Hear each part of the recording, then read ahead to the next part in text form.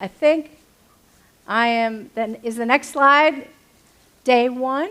No, the next slide is our first reading for the day. With that, we will hear from Kaylee, who's going to start our readings. The first reading comes from Exodus chapter 3, verses 1 through 12. Moses was keeping the flock of his father-in-law Jethro, the priest of Midian. He led his flock beyond the wilderness and came to Horeb, the mountain of God. There, the angel of the Lord appeared to him in a flame of fire out of a bush. He looked, and the bush was blazing, yet it was not consumed. Then Moses said, "I must turn aside and look at this great sight and see why the bush is not burned up." When the Lord saw that he had turned aside to see, God called to him out of the bush, "Moses, Moses." And he said, "Here I am." Then he said, "Come no closer. Remove the sandals from your feet, for the place on which you are standing is holy ground." He said further, "I am the God of your father, the God of Abraham, the God of Isaac, and the God of Jacob." And Moses hid his face, for he was afraid to look at God. Then the Lord said, "I have observed the misery of my people who are in Egypt. I have heard their cry on account of their taskmasters. Indeed, I know their sufferings, and I have come down to deliver them from the Egyptians, and to bring them up out of that land to a good and broad land, a land flowing with milk and honey, to the country of the Canaanites, the Hittites, the Amorites, the Perizzites, the Hivites, and the Jebusites. The cry of the Israelites has now come to me. I have also seen how the Egyptians oppress them. So come, I will send you to Pharaoh to bring my people, the Israelites, out of Egypt." But Moses said to God, "Who am I that I should go to Pharaoh and bring the Israelites out of Egypt?" He said, "I will be with you, and this shall be a sign for you that it is I who sent you. When you have brought the people out of Egypt, you shall worship God on this mountain." The word of the Lord. Thanks be to God.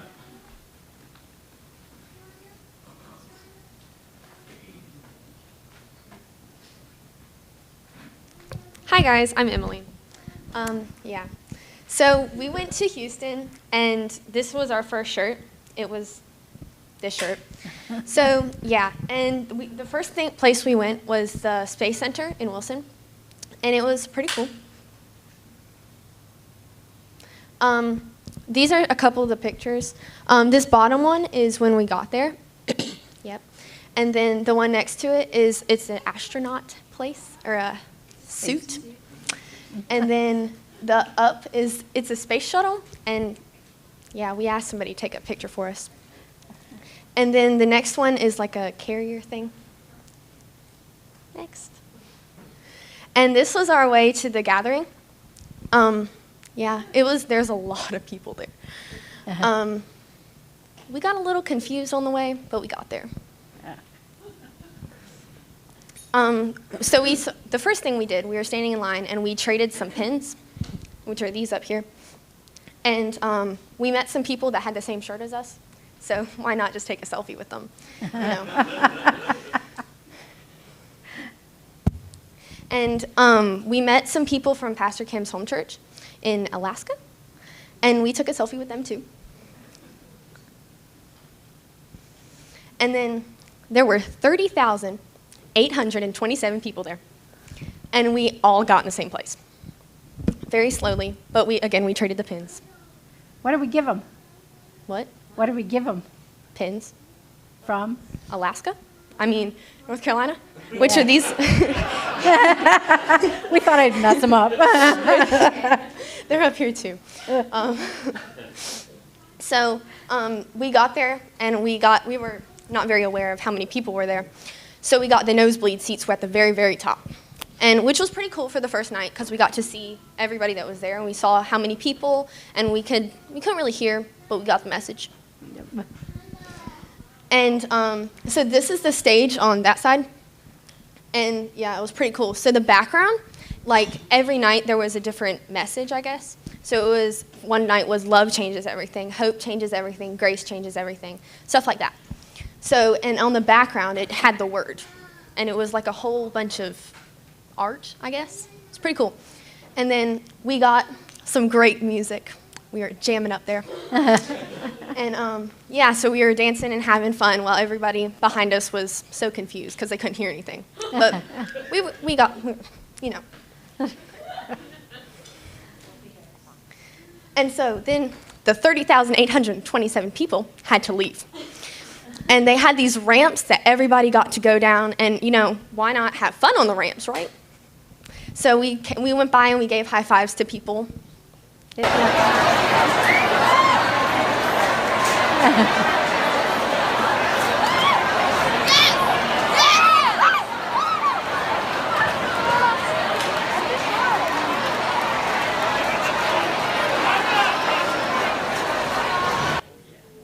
are a lot of people.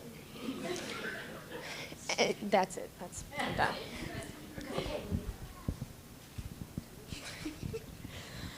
So I'm Kaylee. So day 2 was Synod Day, and the message for that day was God's love changes everything. Bishop Smith began Synod Day with the thanksgiving of baptism in a sea of purple t-shirts. There was probably 400 or so of us, all from North Carolina.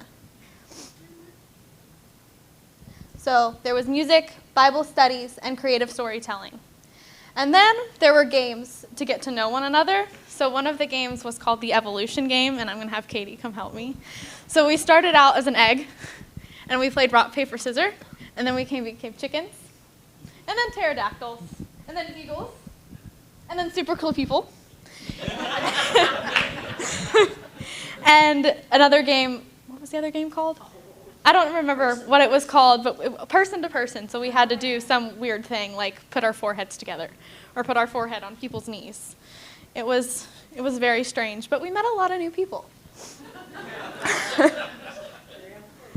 So another part of the service was prayer rocks. So we got these cute little blue rocks that say Jesus on the front, and we had to write our names on the back. So we write our names, and then when we went up for a blessing, we put the rocks on a table. And a little bit later, after communion, we had to go back up and pick a rock, and preferably not get your own rock. And so you got a rock with somebody you didn't know's name on it, hopefully. I think a couple of us got people from our group, and we have to pray for that person. That person is now on our prayer list. We don't know them, but we're praying for them. And so day 2's mass gathering, we actually made it to the floor. We weren't in the nosebleed seats anymore, and it was a lot of fun. There was fantastic music and inspirational speakers. One of these speakers, his name was Marlon Hall. He is the Duke Divinity School professor. We all liked him a lot. We all connected with him. I got home and I was watching his video Saturday morning. And as I was watching it, my mom said, you know, I watched him too. I really liked him. And one of the things he said that really spoke to me very early on is he said, let God take your burnt expectations out of the ashes, and let God put them in his love and bring your expectations back up. And so here is a clip from his video, or his speech. Love is patient. Love is kind. Love is not jealous, nor rude, nor envious, nor boastful. Love believes all things. I love you, Phoenix. Love hopes for all things. Love never ends. Now, it's the never-ending love that's always kind of giving me drive. Why, you ask, Marlon? Great question. Thanks for asking.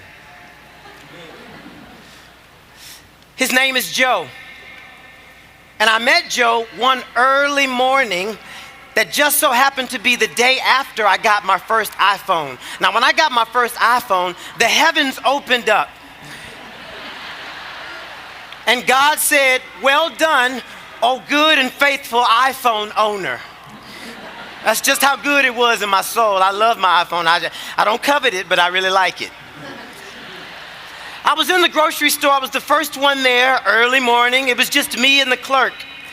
I made my purchase. I placed my iPhone with my left hand on the counter, and with my right hand, I pulled out my wallet.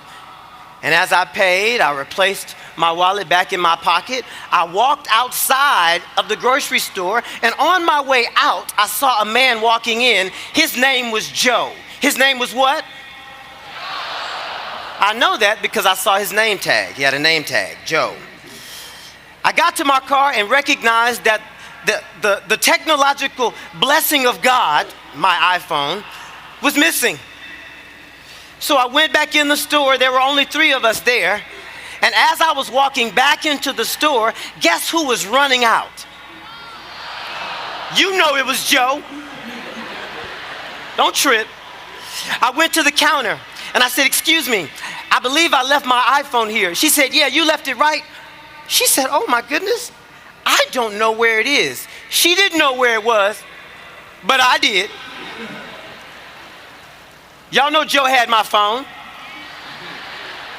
So I went outside and looked for Joe. He was in the parking lot, frantically trying to shift his gears, like trying to get out. So I gently, in the name of Jesus, tapped on the window. I tapped. I said, "Excuse me." I said, "Joe." I said, "Is that my iPhone sitting in your passenger seat?" Joe rolled down the window, and he said he had one of them roll down windows. That should have let you know right there, right? You should have known right there. Joe rolled down the window, and he looked at me, and he grabbed my iPhone with his right hand and passed it to me with his left, and he said, "Man, you sure are blessed." I said, "I'm blessed, Joe?" He said, "You blessed." He said, "God must love you." I said, "God must love me, Joe?" He said, "Man, let me bless you with your phone." I said, "Joe, this is not a blessing. This is a misdemeanor. Give me my phone back, man." Y'all, when I got my phone back, I recognized something. Joe was trying to give me a blessing that I already had. So is true with the love of God. Because God's love is never ending, we don't know where it ends, we don't know where it begins. It is a circle, a virtuous circle of eternity. And God's love has been given to you before the foundations of the earth. Before God said, "Let there be light," and then there was, He gave you His love. It's the love of God that will remain when all things pass away. So my dear friends, if a Joe, Jane, Jill, or Jack tries to take anything that remotely reminds you of God's love from you and give it back to you as if it's their original gift, please be reminded that no one can give you the love that God has already given you. It is your opportunity to reclaim God's love even when people reject you. Even when people don't acknowledge you, even when people don't accept you into the fold, you can unfold God's love and find it in the beginning. And so the nice thing about being on the floor is there was all sorts of room to dance, and we sure did.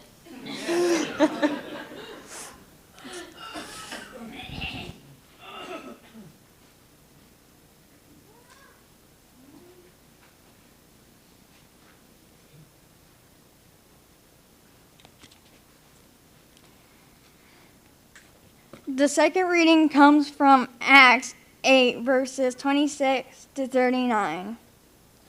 Then an angel of the Lord said to Philip, "Get up and go toward the south to the road that goes down from Jerusalem to Gaza. This is a wilderness road." So he got up and went. Now there was an Ethiopian eunuch, a court official of the Candace, queen of the Ethiopians, in charge of her entire treasury. He had come to Jerusalem to worship and was returning home, seated in his chariot. He was reading the prophet Isaiah. Then the Spirit said to Philip, "Go over to this chariot and join it." So Philip ran up to it and heard him reading the prophet Isaiah. He asked, "Do you understand what you are reading?" He replied, "How can I unless someone guides me?" And he invited Philip to get in and sit beside him. Now the passage of the scripture that he was reading was this: "Like a sheep he was led to the slaughter, and like the lamb silent before its shearer, so he does not open his mouth. In his humiliation justice was denied him. Who can describe his generation? For his life is taken away from the earth. The eunuch asked Philip, about whom, may I ask you, does the prophet say this? About himself or about someone else? Then Philip began to speak, and starting with the scripture, he proclaimed to him the good news of Jesus. As they were going along the road, they came to some water, and the eunuch said, look, here is water. What is to prevent me from being baptized? He commanded the chariot to stop, and both of them, Philip and the eunuch, went down into the water, and Philip baptized him. When they came up out of the water, the Spirit of the Lord snatched Philip away, and the eunuch saw him no more, and went on his way rejoicing. The word of the Lord. Thanks be to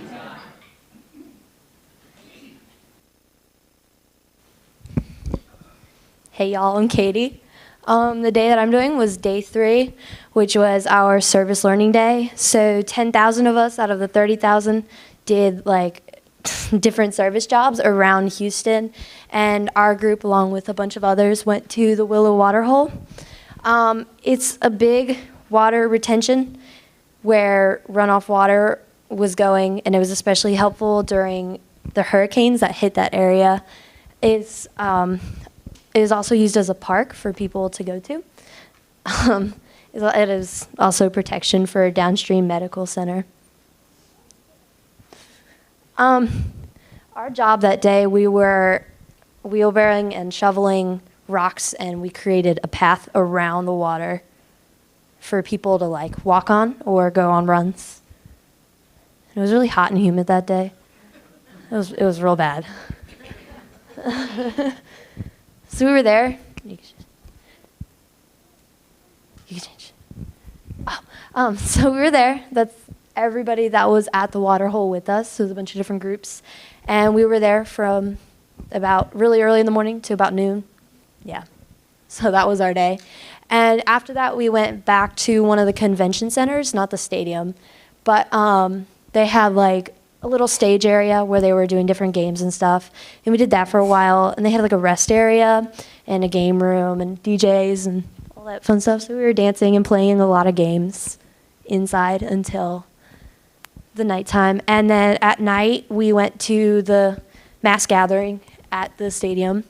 And the theme for that day was God's grace changes everything. And there were a lot of messages that day. The first lady was Nadia. She is a pastor. I don't know where. I give up. She was talking a lot about like going through hard times. And one of her overall messages was your current reality is not your ultimate reality. So don't kind of get stuck on something that's happening now, because it's not going to be your entire future. And then the last guy, what's his name? He was Will. We'll call him Will. He's a pastor at another church, and he said for a while that he was going through a lot of hard times, and to cope with it, he was self-harming himself. So he went to a church one day and was talking to the pastor about it, and he was really scared. And the pastor came up to him and told him 4 words. He said, "You're going to hell." And that kind of scared him away from the church for a long time. So when he finally came back, he went to a Lutheran church. And again, he was scared, but he went to the pastor and talked about him, like the self-harm. And she told him 4 words, and he said, "There's grace for that." So in that time, he kind of grew with that church, and he became a reverend, a pastor. I don't know what y'all call him. Something. Pastor? Yeah, he became a Lutheran pastor and spoke at the thing. Yeah. Was that day 3? Yeah. Is that it? I think that's it. Oh, yeah. The offertory song? Yes. For the offertory song, we're doing a song from The Greatest Showman. They did it during the service on that day, and a bunch of dancers wearing a white shirt that said "This Is Me" on it, and on the back it said "Loved." So it kind of went with the message for the overall day. So here's that song.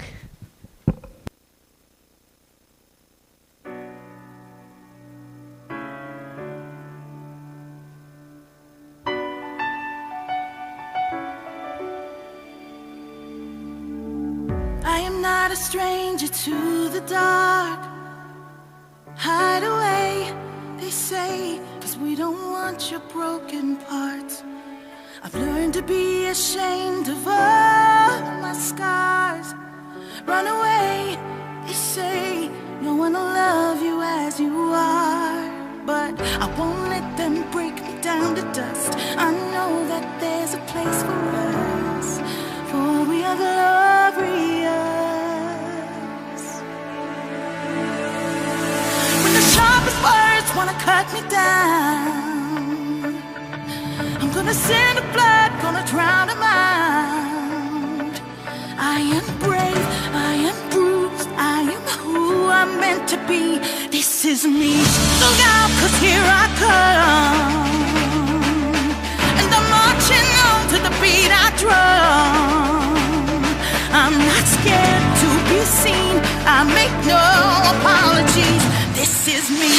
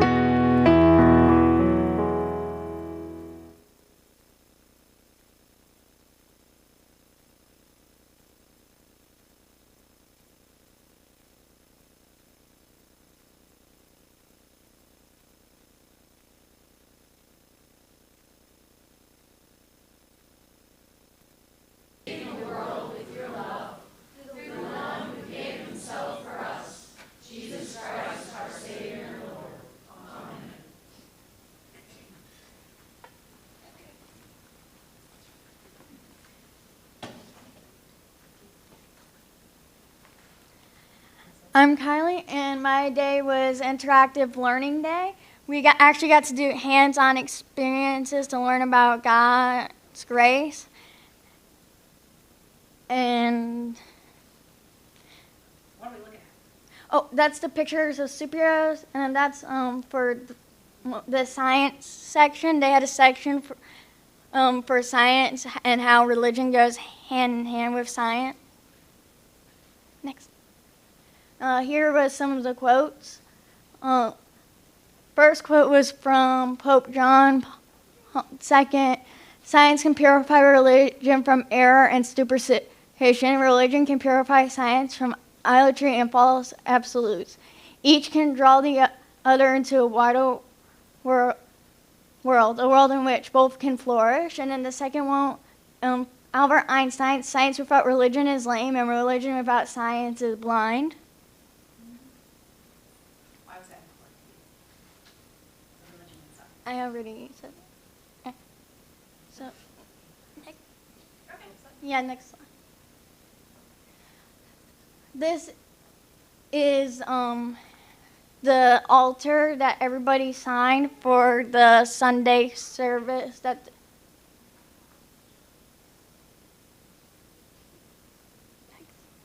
Next.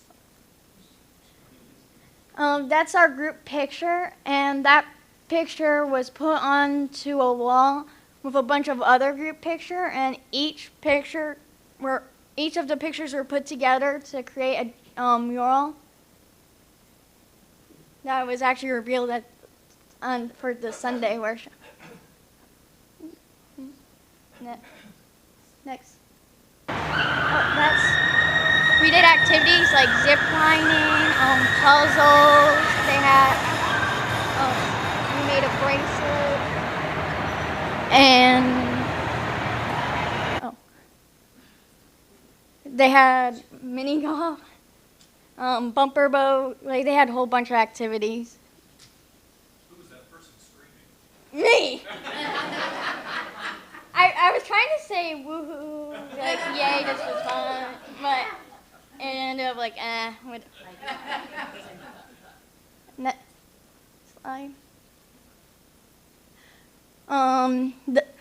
The message for day 4 was God's hope changes everything. A speaker encouraged us to take a picture of the slide and text it to our contacts. One of our youth sent this picture to a friend who never really believed in God. When a friend received this message, he replied, "We were just talking about God. Maybe this is a sign." Next slide. Yeah, I think that's the last.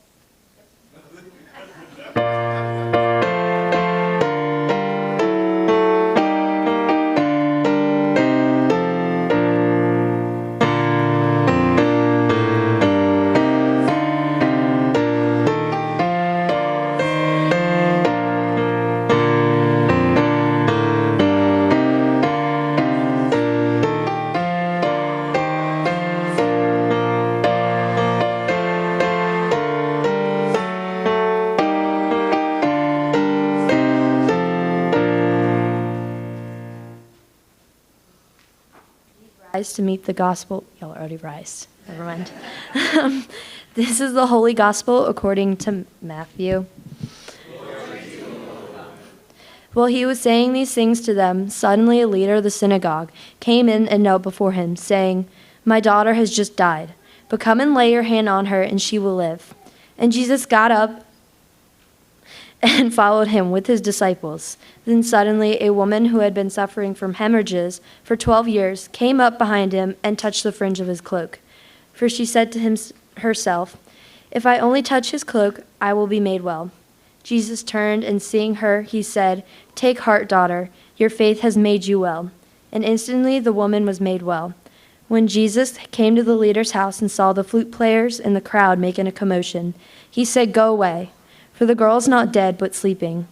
And they laughed at him. But when the crowd had been put outside, he went in and took her by the hand, and the girl got up. And the report of this spread throughout that district. The gospel of our Lord. Praise to you, O Christ. You may be seated.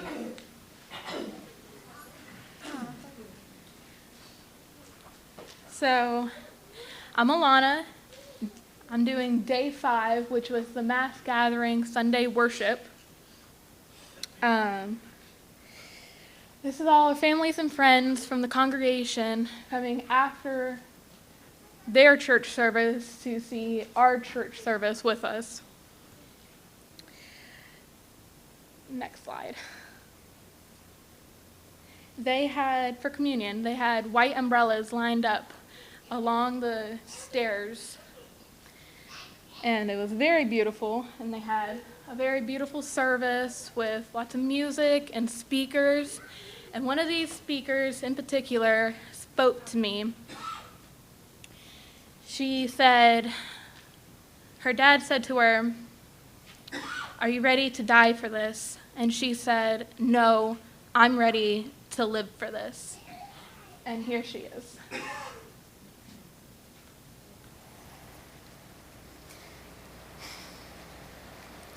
So my dad asked me, "Are you ready to die for this?" Just 3 days before I was supposed to leave to live in Rwanda for a year, to serve as a volunteer through the ELCA's Young Adults in Global Mission program. I'd found out that week that I have an immune disorder. Not immediately life-threatening, and the doctor said that I could go to Rwanda, but recommended that I stay home in the US. Are you ready to die for this?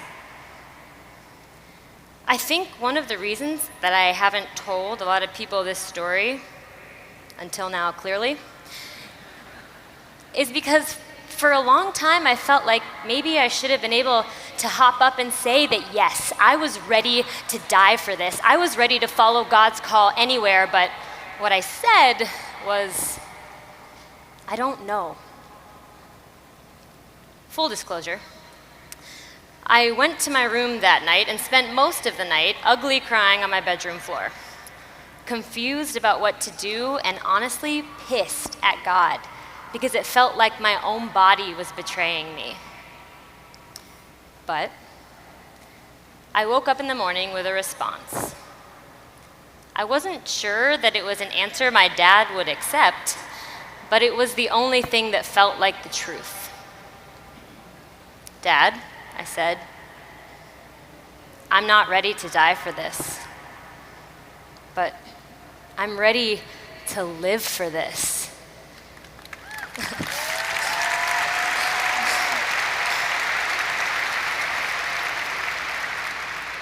We live in a world that asks us a lot, I think. What would you sacrifice for? What would you die for? And those are good questions. They're just not the only question. And it took until a conversation with my dad about young adults in global mission for me to realize that when I'm discerning my call, maybe it is important for me to ask, what would I die for? But maybe it's just as important for me to ask, what gives me joy? What am I living for? And when I started asking those questions, I realized that young adult communities in this church, communities you get to be a part of so soon, had been helping me answer them for years.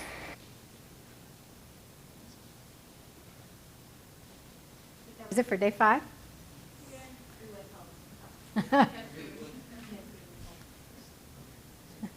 And after worship, oh, that's right. After that, we went home, sort of. First we had food with really good bread. It was like a Cracker Barrel. It was delicious. Cracker Barrel is always good, all you know. Plane ride was fun. Katie and Kylie went home, sort of. To Michigan. To Michigan, yes. Home, sort of. The plane ride, pretty. Yeah, we all bonded. So this trip was the very first time the Good Shepherd ever participated in the National Youth Gathering. But I don't think it's going to be the last. This trip has been all about planting some seeds. I think some seeds of God's love and hope were planted in the people that participated. I know it was planted in my life.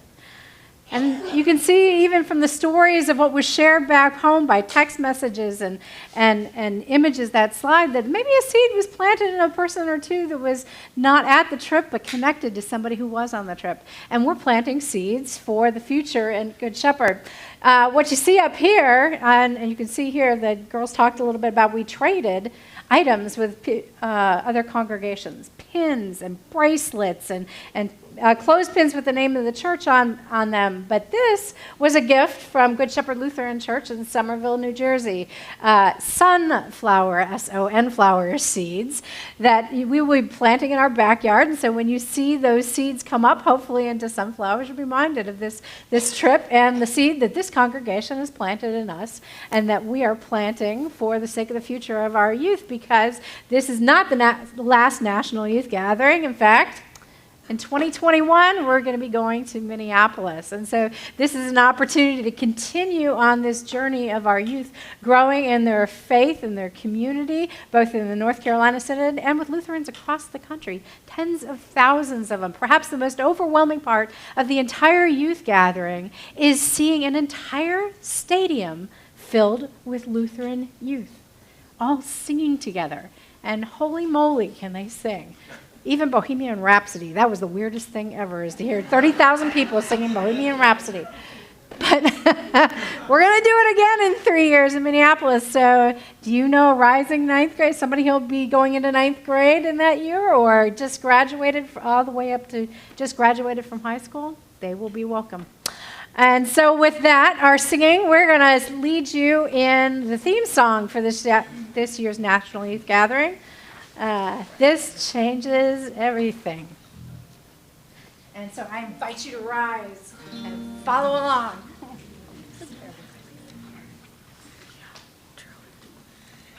Ready?